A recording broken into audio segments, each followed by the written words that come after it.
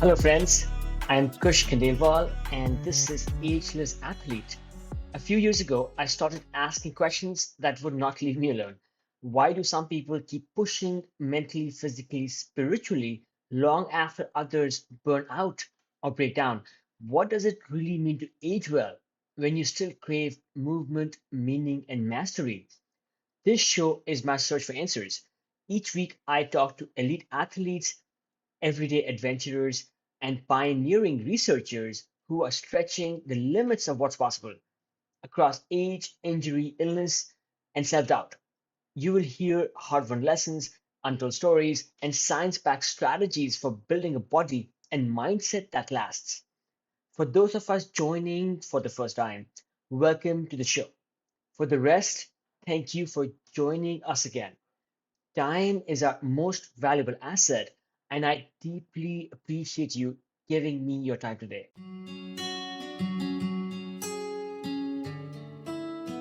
Friends, welcome to this week's episode. Long game 10 non negotiables for people who refuse to slow down. 2026 edition. This is March. So, why is this a March conversation? January had energy, February had momentum, March has reality. If you set goals at the beginning of the year, you are now in the part where the novelty has worn off and the work remains. And that's why I wanted to record the show. Not in January when everything feels possible, but here when consistency starts to separate from enthusiasm. Over the last few years, I've had more than 100 long conversations with climbers, ultra runners, big wave surfers, alpinists, coaches, and scientists. And I have been paying attention to one thing in particular: who actually lasts, not who spikes, not who trends, not who talks the loudest. Who lasts? And the patterns are not glamorous, they are steady. So today, I want to walk through these 10 non negotiables if you refuse to slow down, if you want to stay strong, sharp, and capable, not just this year, but for decades. Okay, longevity is an industry now. The first one, longevity is an industry now. Stay grounded. I repeat, longevity is an industry now. You need to stay grounded. Let's start here. Longevity has become a full blown industry. There are so many books, there are podcasts, there are clinics, there are subscription programs, there are supplement stacks, there are quarterly lab panels, and there are private memberships. And I have read many of the books, and I have also listened to many of the voices. Some of the science behind prevention is valuable. That matters. I believe deeply in prevention. But something has shifted over the last few years. It's become harder to separate information from incentive. When someone is selling a premium program, or a stack of products, or a recurring lab panel, or a high tier health membership, there is a business structure involved. That doesn't automatically invalidate the ideas, but it introduces bias. And in 2026, bias in health communication is everywhere. So here's what I've come back to. When I look at the athletes I have spoken to, people still climbing hard in their 60s, still paddling heavy surf into their 70s, still racing ultras after rebuilding from injury, still crossing the English Channel after repeated setbacks. Their durability didn't come from exclusive access, it came from engagement. They trained, they recovered, they fueled appropriately. They addressed issues early. They stayed consistent. They stayed curious. Longevity should not require exclusivity. It should require participation. And that's a different mindset. Okay, Number two, start something new. Your brain needs it. I repeat, start something new this year. Your brain needs it. When Dr. Tommy Wood was on the podcast recently, we talked about cognitive reserve. The brain builds resilience through challenge, not passive stimulation, not scrolling, not consuming information. Challenge, learning a new skill, entering a new environment, being uncomfortable, being a beginner. I have spoken and written about this. I have a couple of goals to learn a couple of new things this year. So let's see how well I do with those. But the important thing is to just pick a new activity where we are forced to struggle. And this becomes more important as we age.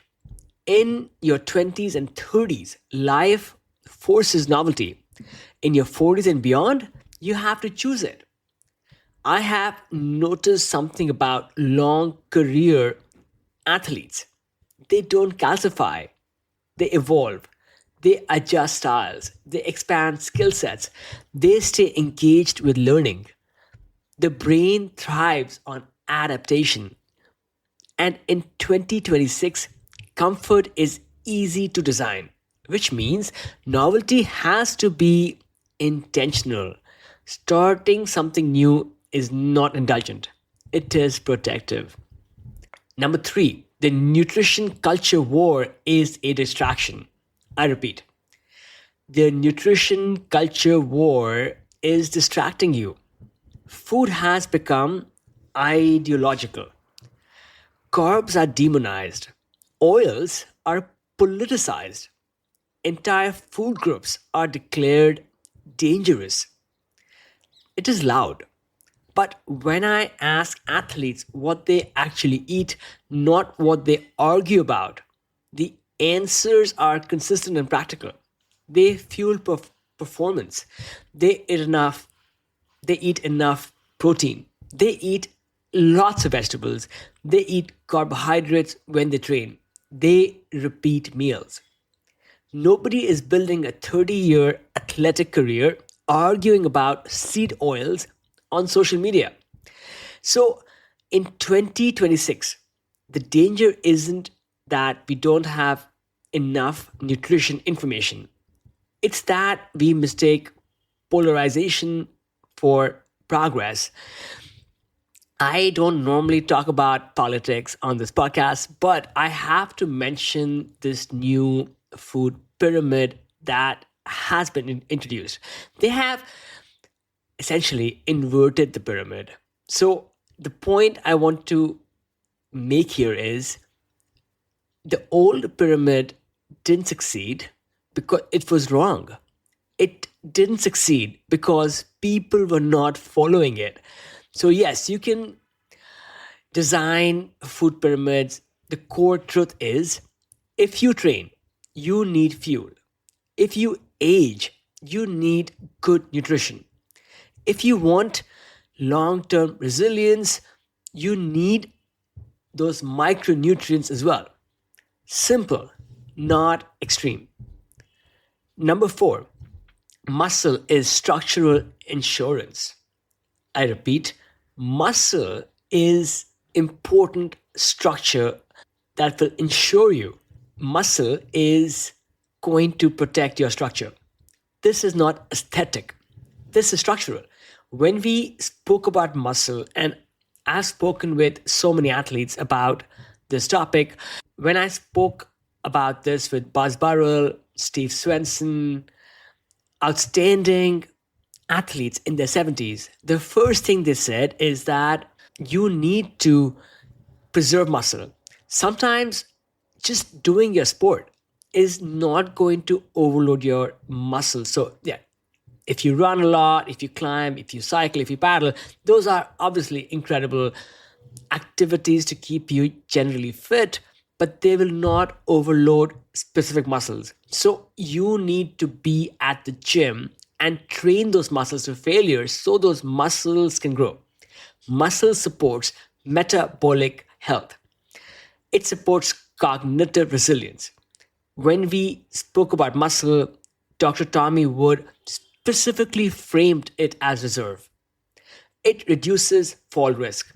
It increases injury recovery capacity. And when I look at athletes who last, strength work never disappears from the routine. It may change, it may adapt, but it never vanishes. After 35, muscle becomes insurance. You don't feel its absence dramatically at first. You feel it gradually. Reduced capacity, longer recovery, more fragility. In 2026, endurance culture is loud, but durability requires strength. Okay, next. Stop outsourcing discipline to data. Yes. Number five is you cannot outsource discipline to data. So these days, we can measure everything: sleep cycles, heart rate variability, glucose swings, training readiness. Tools are useful, but tools can become a substitute for discomfort. The body adapts to load, not to metrics. If you are analyzing more than you are training, something has shifted. March is when discipline becomes quiet. It is not visible. It is not performative. It is repetitive. And that's where capacity is built. Okay, number six, use the healthcare you already have. I repeat, use the healthcare that you're already paying for. You do not need an exclusive clinic to start taking your health seriously. Most insurance plans already cover annual physicals, basic blood panels, cholesterol screening, HbA1c for blood sugar, blood pressure monitoring, cancer screenings appropriate for your age, skin checks, bone density scans when indicated, referrals for nutrition counseling, and referrals for physical therapy as well. These are powerful. High blood pressure builds silently, insulin resistance builds gradually, cholesterol patterns shift over time. So, I have been a bit more meticulous about this the last few years. I had a blood panel done a few years ago, and this told me that I was low in vitamin D, which is not uncommon for adults who live in certain latitudes, particularly where I live in North America. So I started taking vitamin D3 supplements. I then got tested again later, maybe a year or so later, and I found out that my vitamin D levels had normalized. And that was just really good feedback. I also now get some other checks because my family has some cancer history, right? So you can get that done as well. I also met a nutritionist a couple of years ago because I thought I was not getting enough nutrients, particularly because I follow a mostly plant based diet. And yes, I was missing some very obvious nutrition deficiencies that just meeting with the nutritionist helped identify. So I encourage you guys, your insurance likely pays for all of these things. So take advantage of these and get checked up. And also, don't just do them one time and forget. As we get older, we need to get these checkups done regularly. So don't wait for this one because you will likely not have to pay or not pay very much. Okay, number seven, sleep is foundational. I repeat, sleep is part of your core health and wellness foundation.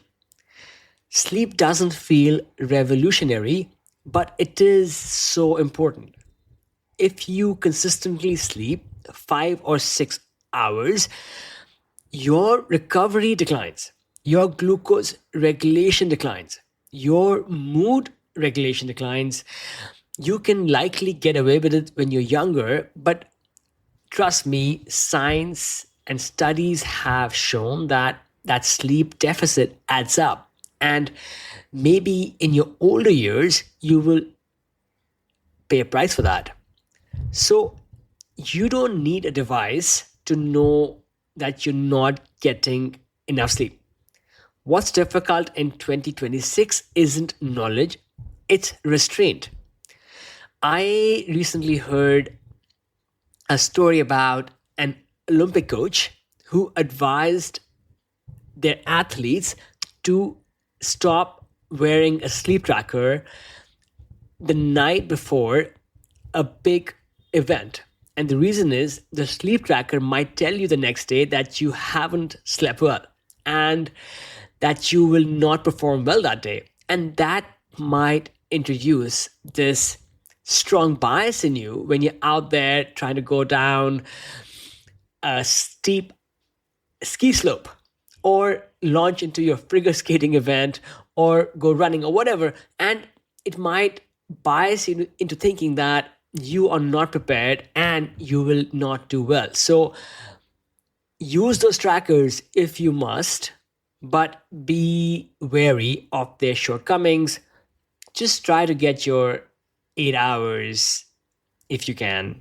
And what I do is I have a simple routine where I try to make my room as dark as possible. And I like to curl up with a good book. And yes, those 30 minutes end of the night, they are precious when I get to read. And then just nod off. And that seems to work well for me. So everybody's different. You likely have your own sleep or pre-sleep ritual.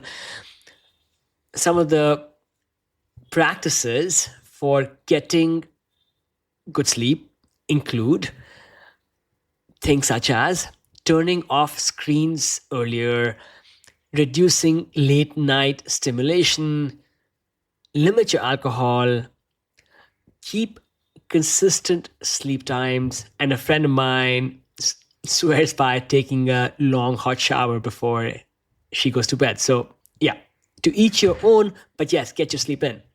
Simple habits, repeat them. Okay, next one. Identity simplifies everything. Number 8. Identity will simplify everything about your life. Okay, for a long time, I resisted labeling myself, but it became clear in my 40s.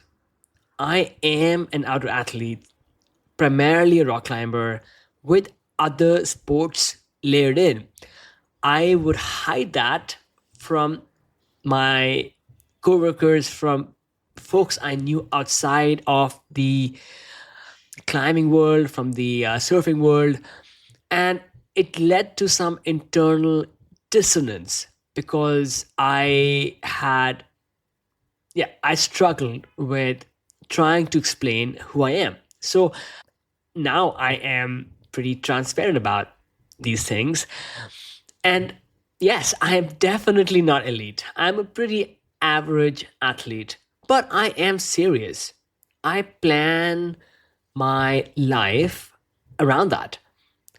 So once I accepted that, these decisions became easier. How I structure my week, where I live, how I spend money, who I surround myself with. Identity reduces friction. If you see yourself as someone who used to train, you will drift. In 2026, identity is curated constantly. Choose one that anchors you. Next, community is a biological variable. I repeat, number 9, your community is something that impacts your biology. When I speak with all these athletes, all of them, really, one of the things that's so consistent about each of them is social connection. When I spoke with Dr. Tommy Wood, neuroscientist, he put that into scientific words. Strong networks correlate with long term cognitive resilience. So you see this in sport. Climbers train together, ultra runners train together, surfers paddle out together. I have been part of some of these communities for most of my adult life, and these are some of my closest friends. There are times when I don't feel like going out to climb or going out for a bike ride, and the attraction of hanging out with my friends is what gets me out. So I intend to guard my friendships zealously, and I intend to keep hanging out and doing things with people who believe in the same things, who like to do the same things I do. And I want to do that for the rest of my life.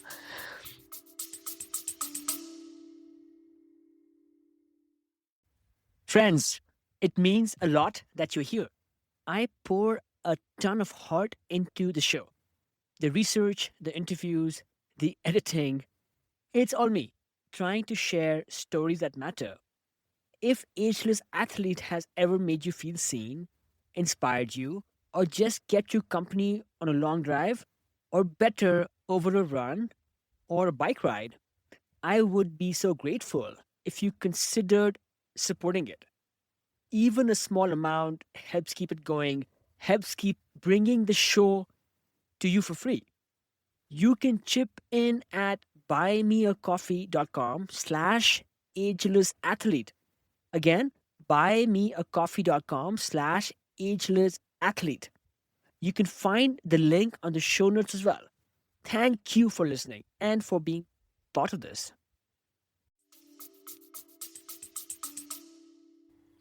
Community increases adherence, it reduces stress, it builds accountability. Digital digital interaction isn't the same as embodied connection.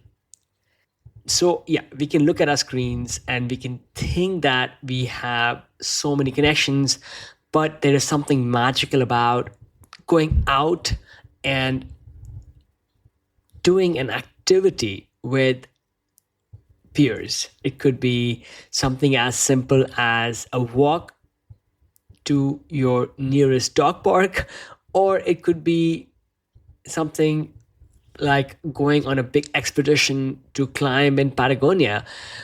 It could be just a simple gym session. It could be a simple run around the park. Whatever that might be, if you do it with community, with your friends, you're likely to keep doing it more consistently and you will have more fun. So it doesn't come easy. Yes, it's not that easy. It takes intention. And this year, let's try to cultivate our community with more intention. Number 10, okay, stop blaming your age. I repeat, in 2026, stop blaming your age. Let me end here. You don't stop doing things because you age. You age because you stop doing things. Aging is real. Yes. Recovery shifts. Hormones shift. Capacity shifts. But the body adapts to demand. If you stop loading it, it unloads. If you stop challenging it, it shrinks. If you stop moving through range, you lose range, and then we call that aging. Some of it is aging, but much of it is disuse, and some of it is just injury or other things that are happening in your body that are not directly related to the number of your years. When athletes rebuild after injury, they don't blame age. They assess, they strengthen, they address weaknesses, they seek good help. That's the difference. Yeah, this point hit home for me last year when I interviewed both Rob Matheson and Neil Gresham for the podcast. Let me explain. Rob Matheson is this iconic British climber who, at the age of 74, did a very difficult and dangerous route in the sea cliffs in Wales, a climbing route that would be difficult even for people, even for good climbers half his age. And then I spoke with Neil Gresham, who coaches Rob Matheson, and Neil said something profound. Neil said that when Rob has an issue, let's say, yes, he's got some finger stuff going on or he's got something happening with his scapula, he does not blame his age. Rob says, this is what I'm experiencing, Neil. Help me train and recover around it. So if you blame, or if Rob blamed his age, he would just sit back and stop doing these things he loves. Instead, Rob looks at the specific niggle issue he has, and then he consults with his coach Neil and other experts and tries to heal his body. So my advice here is, in 2026, you have access to more information and support than any generation before you. If something hurts, investigate it. If markers shift, address them. If strength declines, train it. If something hurts, get it checked out. Become your own advocate, not obsessively, but intelligently. Aging is a process. Processes respond to input. That, my friends, that is the long game. Thank you for staying with us today. Thank you for joining me today on the podcast. I just have a simple request. I would love it if you could open your Spotify app or your Apple Podcast app and leave me a rating. Leave me 5 stars if the show deserves 5 stars. This is the easiest and simplest way for you to support the show, and your support keeps the show independent. So thanks again for joining me today. And I hope you are going to think about what are these non-negotiables that are important in 2026, and you likely have a few of your own as well. I would love to hear about them. Feel free to send me a message via email. I'm at kush@agelessathlete.co, or you can send me a message on Instagram, Ageless Athlete Podcast on Instagram. So thanks again. I will talk to you next week.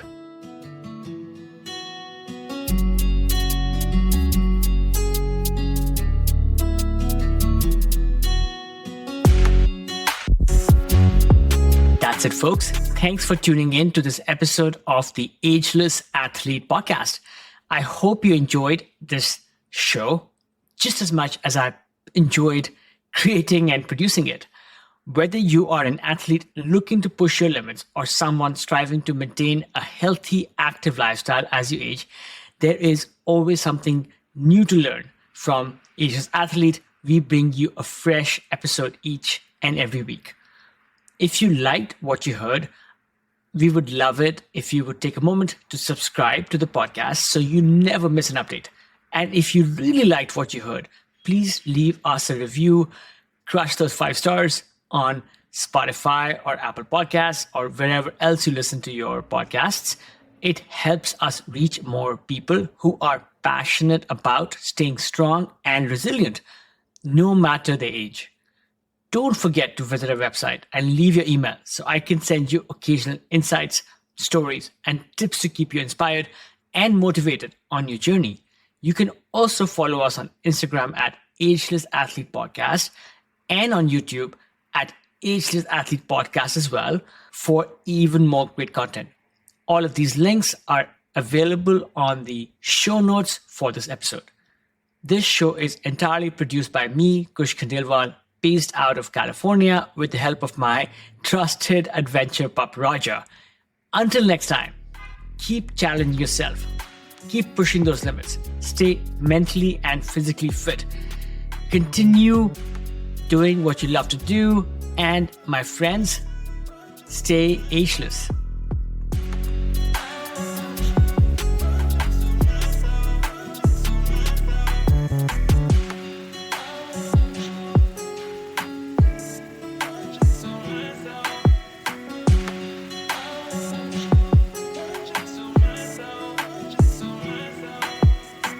Friends, this is not an ad. This is just a quick message to those amongst us who are listening to Ageless Athlete podcast for the first time. I would love it if you would hit subscribe and follow on your favorite podcast app, whether it's Apple Podcast or Spotify or Stitcher or Overcast or what have you.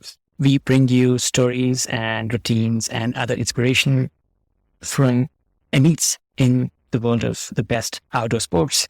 In each episode, you will find how these athletes stay connected to the outdoors, maintain peak performance, and continue to thrive as they age. I encourage you to look through Brad episodes and listen to a couple and see if they resonate. And then, come back next week. We release an episode each week. And I am really inspired to bring you some of the best stories from the world of the outdoors. Okay, back to the show.